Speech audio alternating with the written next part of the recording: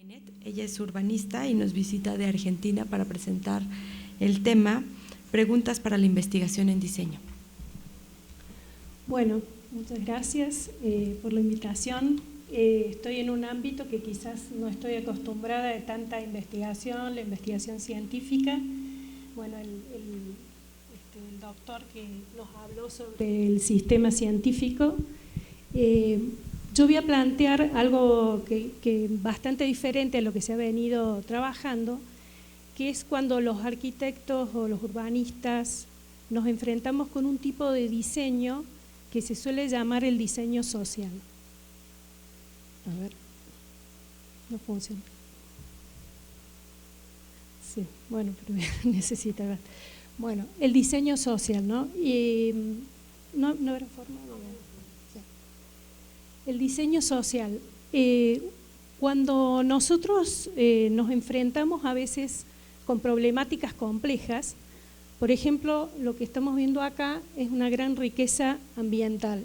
Sobre esta riqueza me llaman para un proyecto que era un barrio intercultural, en un proceso donde la población mapuche curruinca, originaria, junto con los vecinos pobres de una localidad, realizaron una estrategia política para gestionar la tierra.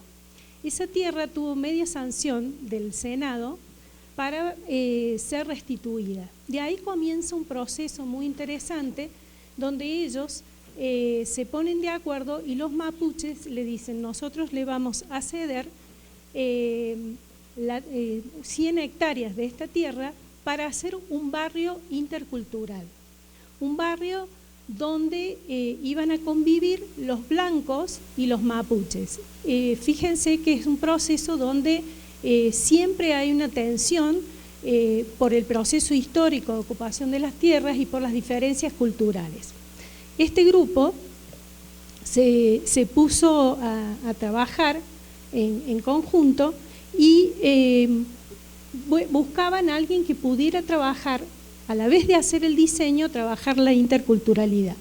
Esta es la ciudad, para que ustedes vean, una ciudad de 30.000 habitantes entre montañas y que tiene un proceso de extensión de la tierra. Acá la problemática inicial al cual llamaron, dijeron que era un problema de vivienda, o sea, un problema donde la gente no podía acceder a la vivienda. Como dijo el participante anterior, uno empieza a trabajar con la duda, con el proceso de investigación de decir, ¿es el problema de vivienda o qué otros problemas relacionados con esta situación? Bueno, acá aparece, esta es la ciudad y esto es lo extendido que ustedes vieron, pero lo que no se veía era esto que tienen alrededor, que son aproximadamente unos 30 barrios cerrados de una superficie que, si la comparamos, duplica, triplica lo que es la superficie urbanizada principal de la ciudad. Cuando uno empieza a analizar esta problemática, se da cuenta que en realidad la disputa, en este caso, estos son los barrios cerrados de los que le hablaba, donde hay una apropiación de lagos, arroyos, hay hoteles 5 estrellas, están cercados y la gente ni siquiera sabe que están. Son como parásitos dentro de la ciudad y generan un alza en el precio de la tierra, de la vivienda o del alquiler a ese mercado internacional que está incidiendo en una pequeña aldea.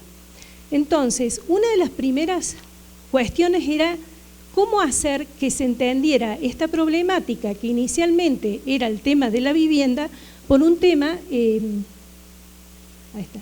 un tema que es mucho más complejo. Bueno, esta es una forma en cual se comercializaban estos lugares. Salí de tu casa con los esquí puestos, porque efectivamente habían canchas de esquí propia, de golf, etcétera, etcétera. Entonces, acá el tema para trabajar había que hacerlo con 11 profesionales en transdisciplina, viendo la intersectorialidad, conservando la sustentabilidad que tiene el lugar, trabajando la interculturalidad y en una gestión social del hábitat y derechos y pobreza. Esa complejidad, ya solo el hecho de decir cómo trabajar interdisciplinariamente eran profesiones como sociólogos, educadores populares, comunicadores, trabajadores sociales, un economista social, un ingeniero ambiental, arquitectos, urbanistas, un ingeniero en infraestructura. ¿Cómo trabajar con esa complejidad? ¿Cómo trabajar la interculturalidad? Bueno, el objetivo del diseño ya no es solamente habitacional y barrial, sino que empiezan a aparecer otros aspectos tan importantes como el primero porque interactúan. El fortalecimiento organizacional y comunitario, la incidencia en transformación de políticas sociourbanas y habitacionales, participación democrática y efectiva de las organizaciones sociales y desarrollo de actividades productivas autogestionarias. Voy a usar una definición de Víctor Margolin, ¿no?, de qué es el diseño social, y acá empezamos a ver que hay productos y procesos. Es decir, ya no es simplemente el barrio, sino que se interviene en el proceso complejo de desarrollo. Además hay productos materiales e inmateriales. Esto también nos plantea dentro de la investigación cómo llegar a estos aspectos, además del aspecto humanos en amplia escala y contribuir al bienestar social. Desde muchas redes de hábitat de América Latina, que es el HIC, CELVIP y CITED, Ciencia y Tecnología Iberoamericana, empezamos a ver cambios en la comprensión del problema habitacional, que muchas veces se piensa simplemente desde la pobreza, se pensaba como un objeto la vivienda, se pensaba que había etapas, que era progresivo, que era un problema técnico, se pensaba si era la tecnología o lo constructivo o la vivienda. Era producido por una causa, un problema que es estático y yo iba y lo solucionaba, y sectorial y tecnocrático, es decir, que yo podía resolverlo desde la arquitectura o desde el urbanismo y solucionarlo. Estas redes empiezan a acordar que en realidad es un proceso complejo, donde hay evolución, va cambiando permanentemente. Es un problema integral porque no solamente es solo físico, sino que intervienen otros aspectos, donde la visión debería ser integrada porque un aspecto que se interviene en la vivienda influye en los otros y los otros en la vivienda. Es un sistema multicausal, es un proceso dinámico y hay que pensarlo desde un aspecto, desde un enfoque interactoral e integrado. Entonces, empezamos a trabajar esta concepción donde ya no se piensa al tecnólogo trabajando alejado del arquitecto o el urbanista, sino que todos los espacios son igualmente importantes e interdependientes, pero que además esos espacios están en un territorio que tiene una conformación histórica única y particular. A su vez, esos círculos, que bueno, acá ha cambiado el gráfico, tienen aspectos que interactúan con esos espacios de tipo cultural, educativo, político-social, ambiental, económico, que hacen que esa particularidad tenga cohesiones únicas, ¿no? Y desde el enfoque complejo y sistémico pensamos que todo actúa sobre el todo cambia continuamente, el cambio o movimiento es producido por una tensión entre elementos contradictorios y estas fuerzas o energías contradictorias no son absolutas, sino que son relativas a la situación del contexto, etcétera. Son todos conceptos que tienen que ver con el concepto complejo y sistémico del hábitat. Esto determinó cambios en la forma metodológica. La forma metodológica tradicional, positivista, tecnocrática, parte de una idea de una secuencial y cerrado, es decir, etapas que van desde el diagnóstico, planificación, diseño, ejecución, evaluación, etcétera, ¿no? O sea, un proceso tradicional en el cual alguien desde un lugar observa un hecho y planifica cómo hacerlo. Desde esta otra visión se empieza a cambiar y se piensa en momentos interactivos, abiertos, evolutivos, estratégicos, prospectivos, y fíjense que nunca se cierra y que se piensa en que es un proceso que siempre va a ir evolucionando. Este es un cambio metodológico que parte de una posición donde el diseñador interactúa con los distintos actores de ese lugar y con el contexto. Entonces plantea momentos de diseño que son diferentes a pensarse el diseñador hacia un objeto, sino el diseñador interactuando con distintos actores.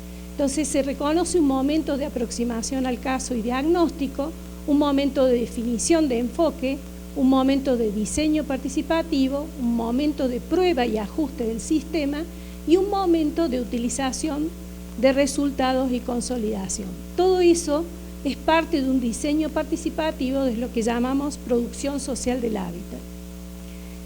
Simplemente a modo ejemplificativo voy a ir poniendo algunas gráficas de qué implica este momento de aproximación al caso, que es compartir con las familias en el lugar, sentarse a hablar de la vida, de cómo trabajan, dónde producen, cuán lejos o cuán cerca le quedan las escuelas, el trabajo, la forma de vivir. Acá planteo algunas de las técnicas de investigación-acción en las cuales trabajamos desde otras disciplinas que sirven para el proceso de diseño en este proceso de aproximación, que son muchas, pero que van de la antropología al trabajo social, a todo lo que es planificación estratégica de proyectos, a lo que es sistemas de comunicación social, etcétera. Todas estas se trabajan en forma diversa según el proceso metodológico, según el caso. Entonces, por ejemplo, la observación participante, la entrevista en profundidad o la entrevista en grupo focal se va haciendo en forma espontánea, en la visita a las familias, donde te muestran, por ejemplo, esta era una artesana, estaba en su casa, cómo vivía ella, era en un adosamiento a la casa de la madre, una casita precaria, que estaba un poquito hacinada, y bueno, te cuenta de su vida. Entonces se va viendo los distintos actores cómo están. Esto es, por ejemplo, donde estaban los mapuches, en una reserva dentro del Parque Nacional, donde tenían artesanías, se ve cómo se las hace. Bueno, acá donde viven, la escuela donde iban los mapuches, el tipo de viviendas, el tipo de clima, el tipo de organización de esas viviendas, qué es lo que piensan esas familias. Estas son reuniones de grupo focal donde se trabajan estos temas. Esto es lo que significó para ellos volver al territorio, es decir, se va haciendo una aproximación técnica, social, intuitiva, que tiene que ver con metodologías concretas de cómo llevarlo a cabo, interdisciplinarias. Después, en el momento de definición de enfoque, se hacen acuerdos de trabajo y estrategias y alcance del proceso. Esta es una reunión donde estamos con varios de los dirigentes, hay técnicos, y donde ya se ha tomado una idea de cómo es la situación y se hace lo que llamamos el pacto. Y el pacto está trabajado en base a un diagnóstico, en base a estrategias donde se piensan generalizar. Esto, por ejemplo, para simplemente que sepan, otra forma, la gente en general tiene montones de actividades que hace, pero no tiene la capacidad para determinar, por ejemplo, una planificación estratégica de cómo hacerlo y qué implicaría todo esto. Entonces, se trabaja con los dirigentes para ver que si bien el barrio intercultural era el elemento central, interactúan con otros aspectos que ellos estaban haciendo que les iba a permitir llegar a aquel objetivo que buscaban. Esto es un ejemplo de eso. Esto es un análisis estratégico de alianzas. Bueno, y seguimos al otro momento, que es el preparativo del proceso de investigación, aprendizaje del diseño participativo. En el desafío es cómo hacer que las familias vayan generando un interaprendizaje donde pudieran identificar la problemática y donde se van armando lo que nosotros llamamos los materiales pedagógicos de los talleres.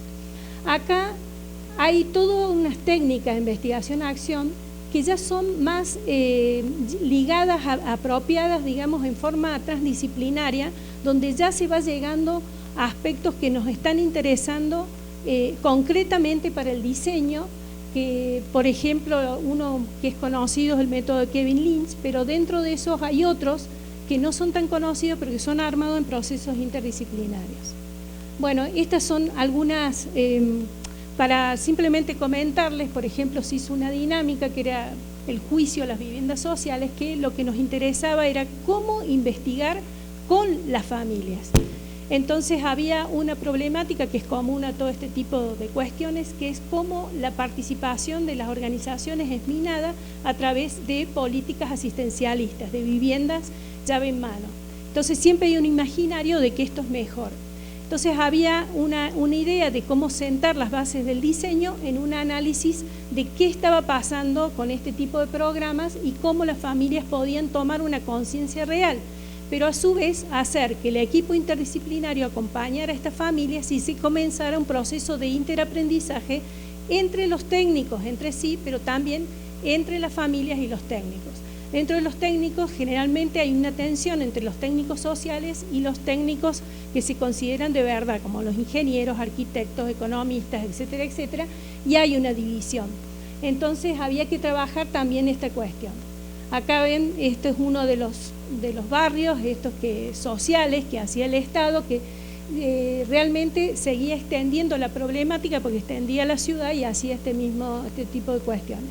Entonces la idea era que fueran los técnicos junto con las familias, tomaran un ómnibus, fueran a ese lugar, hablaran con las familias del lugar, tenían toda una técnica de observación y de entrevista, y después se retrabajaba esta información y se lograban aprendizajes de las políticas, de qué se quería hacer, qué no se quería hacer, e incluso los técnicos empezaron a tener herramientas reales y contextuales de cómo poder trabajar. Se van haciendo, bueno, todo este tipo de cuestiones, acercamientos. Y el otro que tensionaba todo esto, es decir, construyendo sueños. Ellos habían armado unos acuerdos entre los mapuches y los blancos pobres, y esos acuerdos tenían que ver con la sustentabilidad, propiedad colectiva y ayuda mutua. Entonces, además de eso, otros aspectos. La idea de Construyendo Sueños era armar como un proyecto, digamos un concurso, donde las bases eran esos acuerdos, porque necesitábamos no solamente que los líderes lo manejaran, sino las 250 familias. Entonces se armó este concurso, que además el jurado de ese concurso era la gente que decide en la ciudad, es decir, agentes municipales, de parques nacionales, etcétera, etcétera, que iban a decidir sobre las posibilidades de diseño. Entonces lo que nos interesaba es que todos fueran compartiendo esto, y además entre las familias compartir las ideas que pudieran tener de diseño o no. Entonces la gente materializaba sus sueños y bueno, hasta cuestiones como de un vivero, y iban compartiendo conocimientos. También se hicieron pasantías para ver dentro de la zona el tipo de arquitectura. A ellos les interesaba la arquitectura sustentable o de permacultura, y bueno, todo eso permitió para pasar al próximo momento, que era ya específicamente los talleres, donde se usaron estos elementos que se iban haciendo intersectorialmente para la discusión. Acá me detengo para mostrar las técnicas de diseño participativo que responden a dos métodos seleccionados en esta oportunidad, que uno era el método de Alexander de lenguajes y patrones, y otro era el método de opciones. Entonces, en base a eso también se utilizan este tipo de técnicas que también son específicas, desarrolladas transdisciplinariamente para poder trabajar en este tipo de proyectos. Simplemente les muestro algunas de las imágenes en las cuales se iban trabajando. Estos son los principios que habían acordado entre los mapuches y los blancos. Sobre esos principios se planteó los proyectos. Acá estas son algunas de las ideas de patrones que se trabajaban con ellos, que habían surgido de las cuestiones previas y de lo que se iba discutiendo en los talleres. Se iba dando toda una serie de procesos desde el punto de vista urbano, tecnológico, habitacional. Bueno, acá seguían haciendo las maquetas ya con la idea de proyecto. Estos son planes estratégicos, porque ciertos aspectos se podían trabajar con todas las 250 familias, otros se trabajaban en forma de planeamiento estratégico con los dirigentes y en una mesa política de negociación. Acá están los análisis de los actores, las posibilidades de alianzas, porque justamente los sectores populares deben buscar alianzas para tratar de revertir un sistema dominante.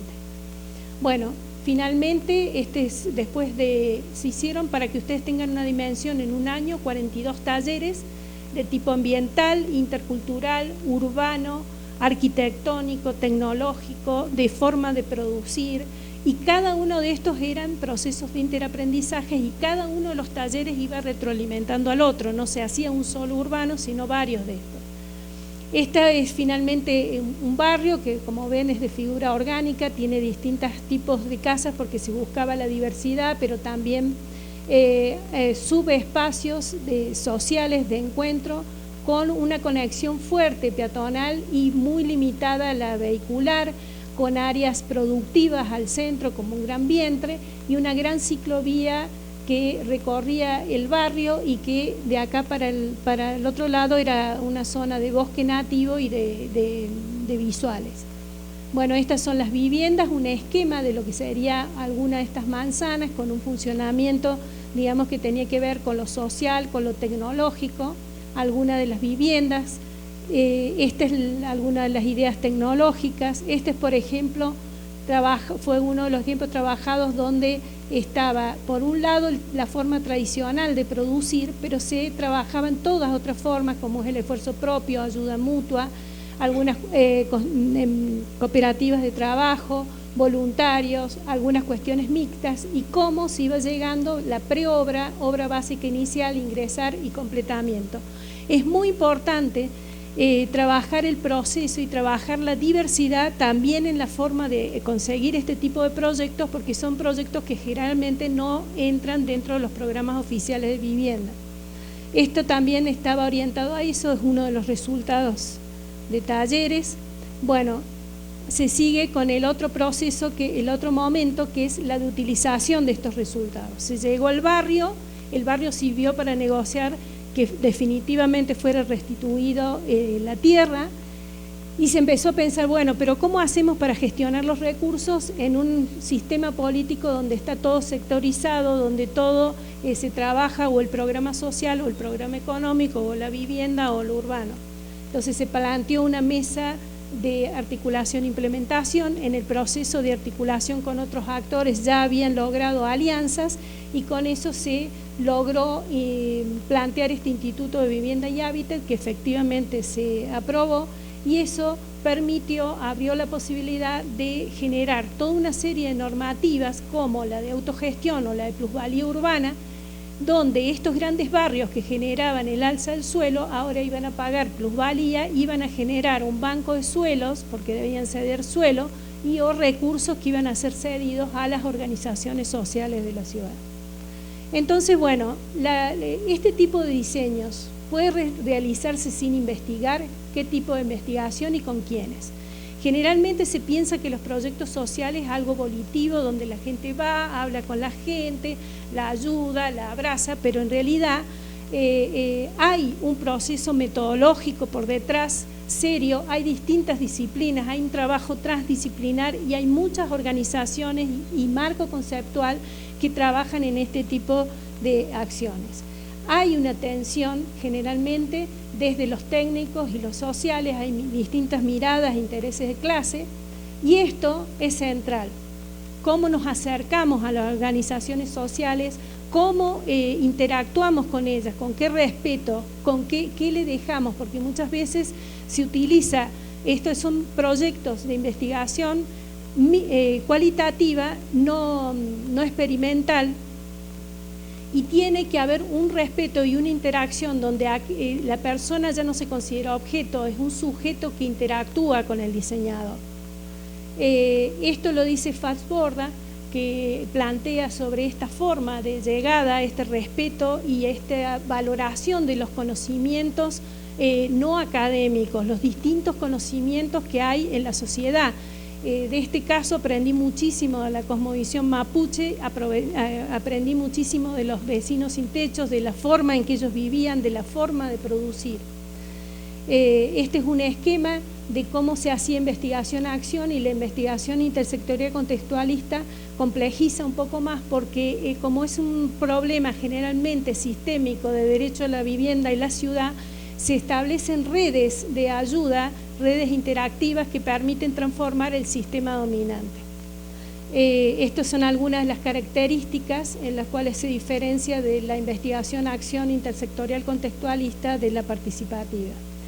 A su vez, este proceso que he contado, nosotros lo pensamos en distintos ciclos, y en cada uno de estos ciclos la persona ya no, los actores ya no son los mismos, ya han generado aprendizajes.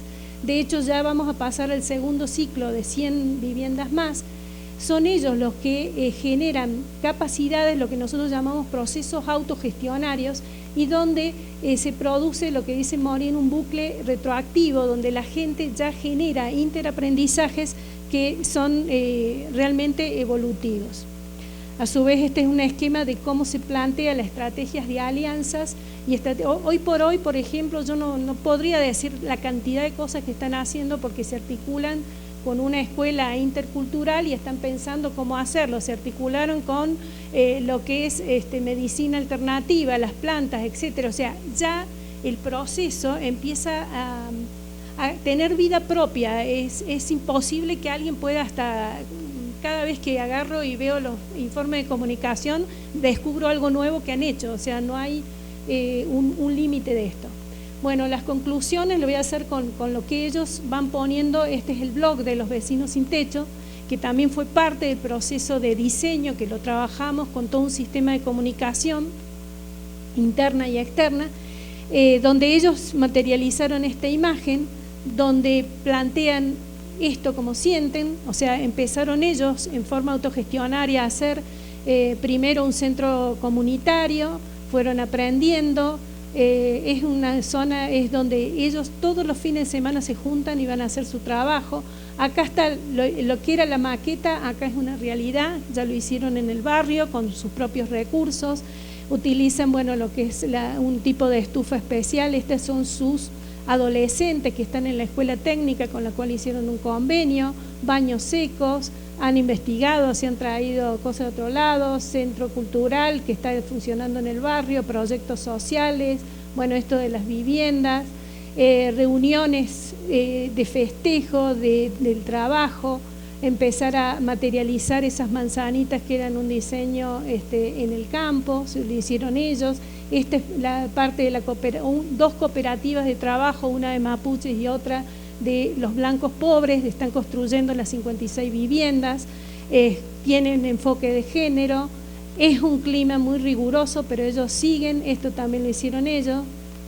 Esto es con alguna imagen de cómo va quedando esta situación, alguna de las tipologías, la de permacultura. Esto es lo que ellos piensan del proceso del diseño del barrio, lo que significa para ellos.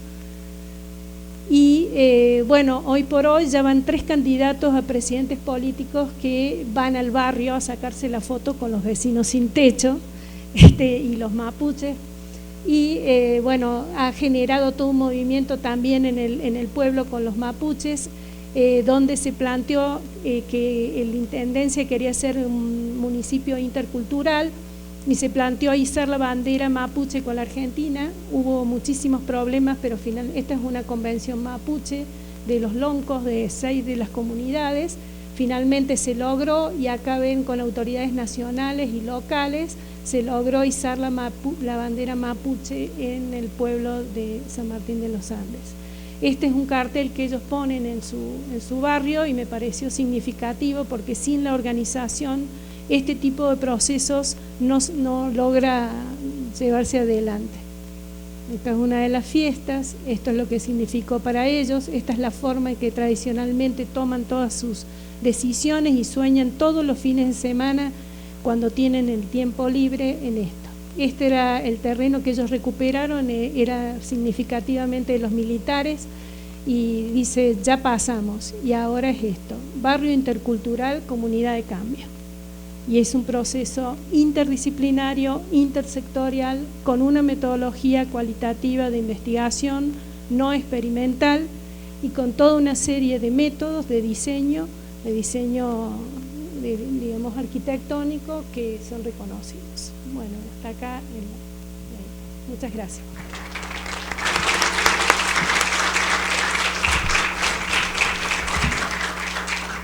Gracias, Mariana. Abrimos 5 minutos para preguntas, por favor. ¿Le pueden pasar el micrófono? En medio.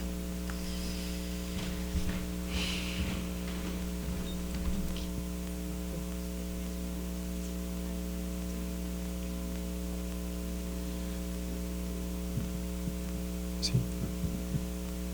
Bueno, se agradece mucho la clarificación de conceptos con ejemplos prácticos.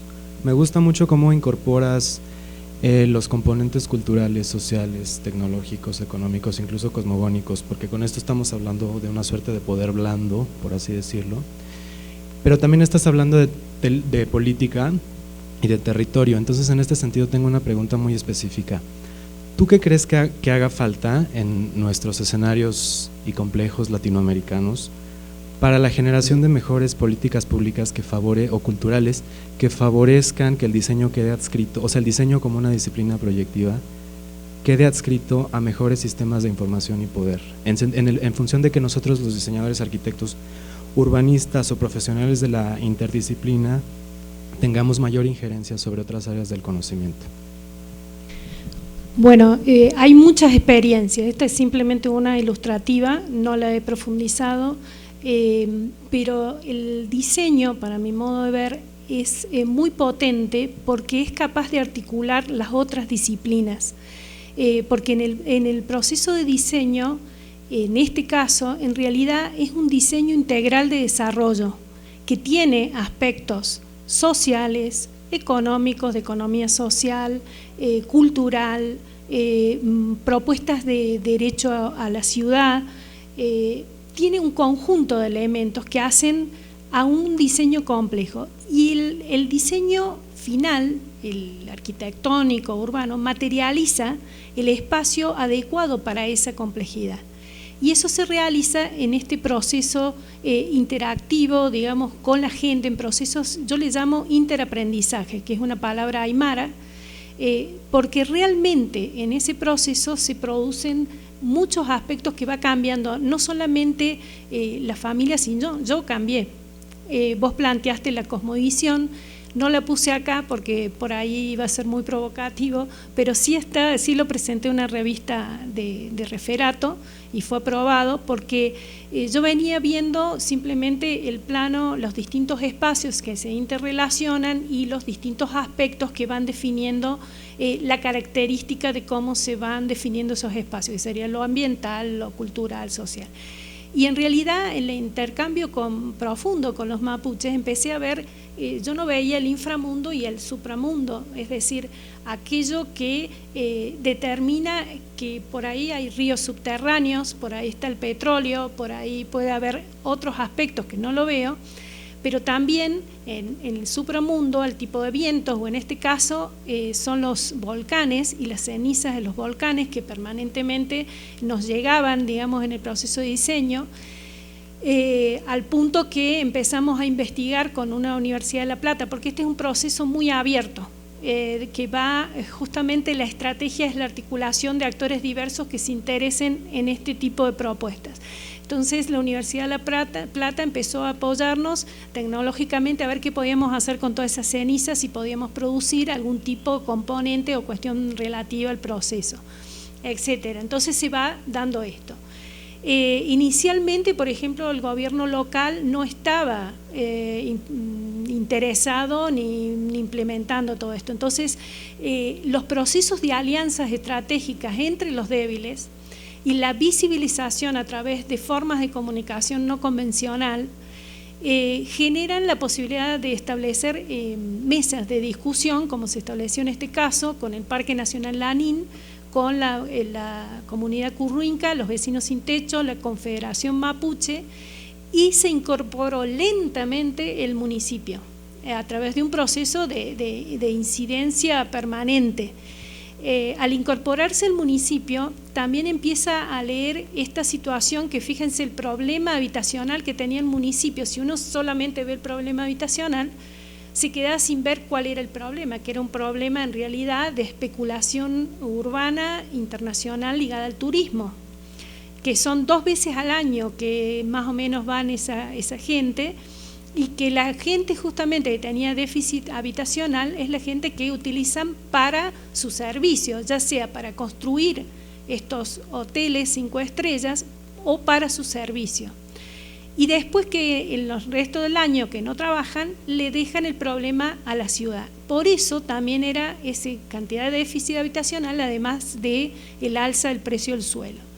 Entonces, cuando el municipio, las familias, no los técnicos, las familias con los técnicos, le explican el sistema y le explican que en otros lugares se puede utilizar el instrumento urbano de plusvalía urbana, el municipio empieza a ver el problema de otra manera. Además, la escala de la problemática hizo que estos vecinos organizados fueran una fuerza política muy fuerte, aliados con los mapuches.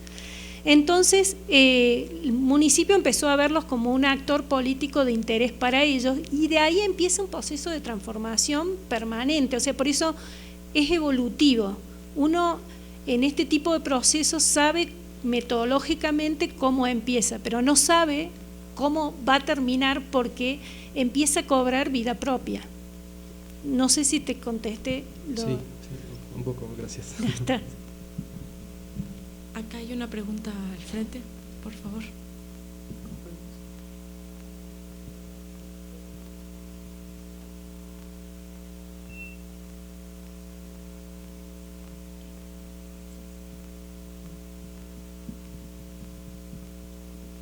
Gracias.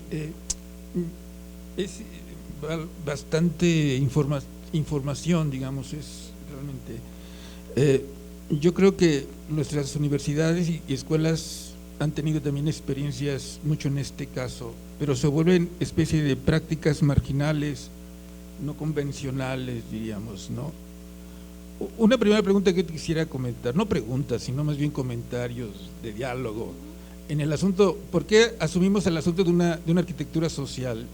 Toda la arquitectura es social, diríamos. El problema es que el concepto, el sentido de lo social, que hay un mayor compromiso, y estaríamos hablando de una arquitectura más bien comunitaria, de integración a los procesos sociales, etcétera. Esa es la primera pregunta, es decir, tendríamos que reconstruirnos. Más bien sería un problema de la interpretación de cómo lo social se reinterpreta, digamos, desde los aspectos de la sociedad, digamos, de cómo la arquitectura tiene que presentarse en esa formación histórica, política. Ese es un primer tema, yo creo, ¿no? Y la otra es cómo hacemos a los diseñadores y a los arquitectos profesionales de estas prácticas. En general, las escuelas de diseño aparecen 2 enfoques distintos: las prácticas dominantes generales, que son las que conocemos, convencionales, y las prácticas marginales, que son justamente estas, ¿no? Pero que el perfil requiere mucho trabajo desde la perspectiva de cómo los cursos de teoría, historia y de proyectos, metodologías, planteando los 3 campos importantes que tú has señalado en las universidades. A mí me interesa el problema de la educación, por ejemplo, ¿no? De la perspectiva. Aquí el tema es una experiencia concreta de diseño, digamos, de arquitectura, pero el problema es cómo hacemos eso profesionalmente desde el punto de vista de las estructuras educativas, etcétera. En ese momento, el asunto de la teoría y la historia, por ejemplo, ¿qué tendríamos que hacer los profesores de teoría e historia para poder abrir un perfil de este tipo? Distinguir entre el asunto social, económico, lo ambiental, etcétera, y la otra parte metodológica también, y luego la otra parte, las experiencias del proyecto también en este sentido. La pregunta que yo te quería señalar, la segunda parte es, ¿cómo llegaste a esto? ¿Llegaste de manera sola o hay por supuesto, quiero entender que hay un proyecto y un equipo de trabajo detrás de ti, ¿no? Y esto fue un trabajo de una universidad, o fue una iniciativa particular que se fueron planteando en términos de una propuesta de aterrizaje como este caso? En fin, esa parte que no señalaste me parece y que seguramente existe, ¿no? Es decir, ¿cuáles fueron los antecedentes de vinculación respecto a un grupo de trabajo y respecto a estos sectores? Si hay un respaldo universitario por atrás, ¿no? Y qué tipo, y si hay un respaldo, digamos, en términos de propuesta académica también. Bueno, y la otra cosa es que las metodologías se vuelven bastante complicadas, ¿no? Es decir, desde la intervención de otros sectores o prácticas de conocimiento distinto, y podemos ver efectivamente que las propuestas metodológicas se vuelven bastante complicadas, ¿no? Yo creo que el sector humano aquí es bastante, ¿no? Y la cantidad de conocimientos también en este sentido. ¿Cómo teorizamos en esto? ¿Cómo hacemos que estas prácticas se vuelvan más profesionales, sobre todo desde el punto de vista de las políticas educativas, ¿no? En la educación superior? Bueno, bien. Por empezar le puse diseño social para poder dialogar, porque si yo le ponía diseño participativo, intersectorial, comunitario, por ahí es como algo muy alejado. Claro, es decir diseño social es como decir de más, pero en realidad a veces hace falta. Eso por un lado. Después, tu preocupación en cuanto a la formación, si hay una universidad. Bueno, yo tengo que decir que yo estaba en el sistema de ciencia y técnica, el CONICET de Argentina. Tuve varios años en el Centro Experimental de la Vivienda Económica. O sea, mi formación es en investigación y también dentro de la universidad en varias, ¿no?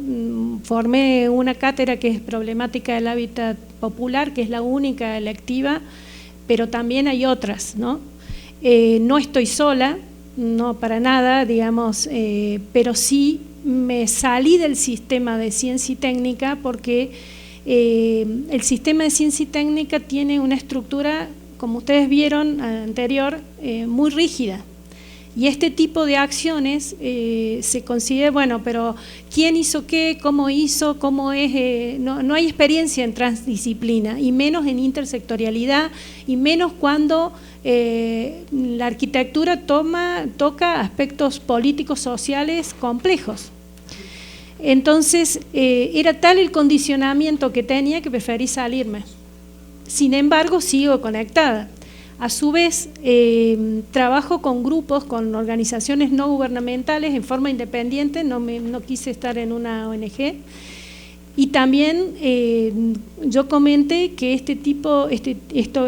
propuestas metodológicas, marcos conceptuales y todo, no lo formulé solo yo, viene de 3 redes latinoamericanas, una Coalición Internacional del Hábitat, que tienen su sede acá en México, que el concepto de producción social del hábitat, también una red CITED de ciencia y tecnología iberoamericana, en la cual estuvimos más de 15 años trabajando en este tema y en el desarrollo de tecnologías que le llamamos de producción social del hábitat, que era hecha transdisciplinarmente y en el campo y en contextos particulares, donde discutimos marcos conceptuales. No voy a decir que tenemos una teoría, pero sí hay un marco conceptual.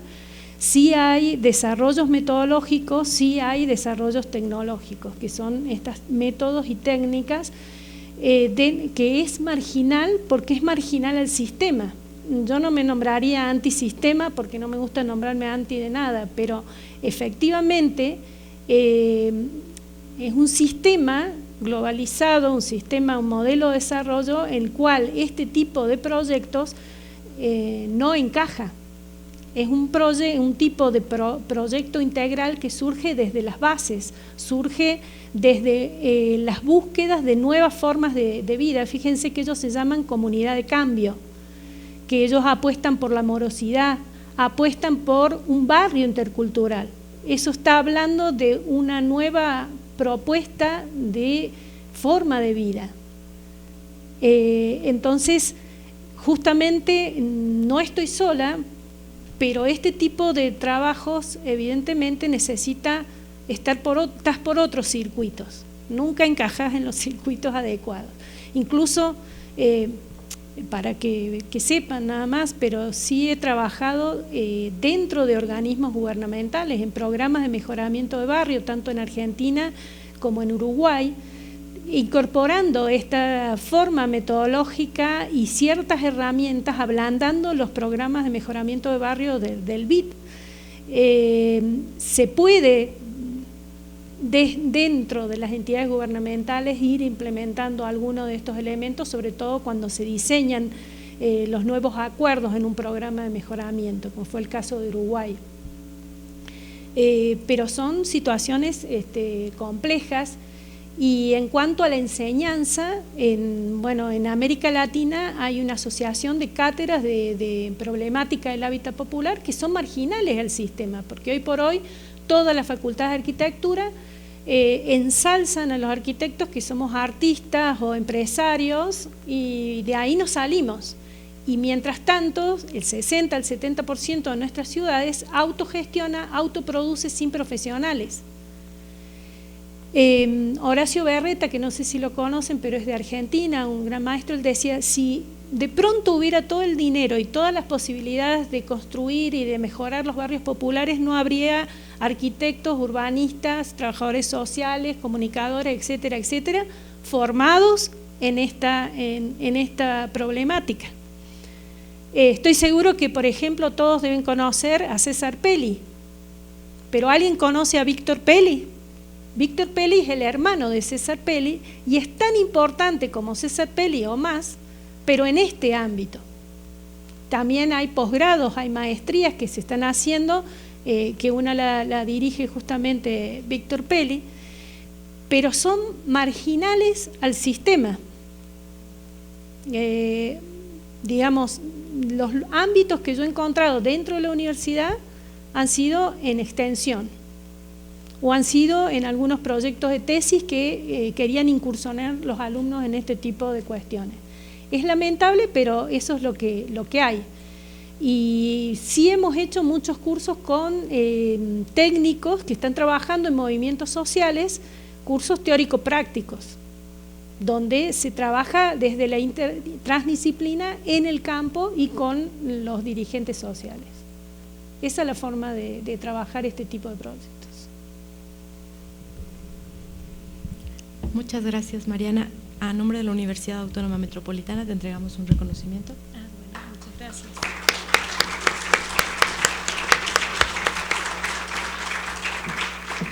Pasamos a nuestra siguiente ponencia del doctor Julio Frías Peña, por favor. Estudio prospectivo sobre el pensamiento de diseño en la formación de los diseñadores.